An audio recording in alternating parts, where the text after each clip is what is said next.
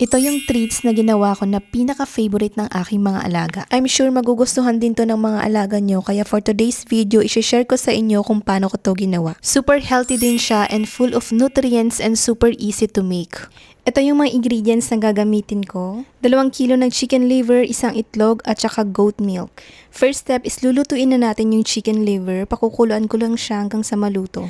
After maluto ng chicken liver, hahayaan ko muna siyang lumamig bago ko siya i-grind sa food processor. Using the food processor, i-grind ko lang yung liver hanggang sa maging paste yung consistency niya. Ganito dapat yung magiging itsura niya and para na siyang clay. So ito na lahat yung kinalabasan ng 2 kilong chicken liver.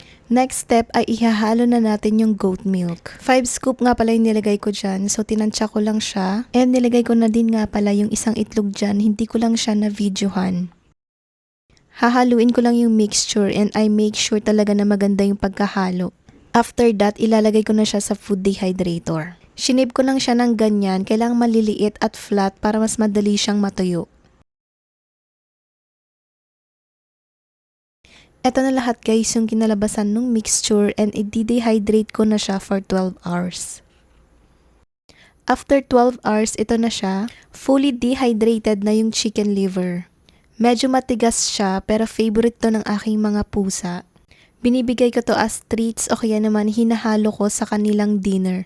Ganun lang siya kadali guys and I suggest that you should also invest sa dehydrator. Napakadaming pwedeng gawin lalo na kapag mahilig ka din gumawa ng mga homemade pet foods.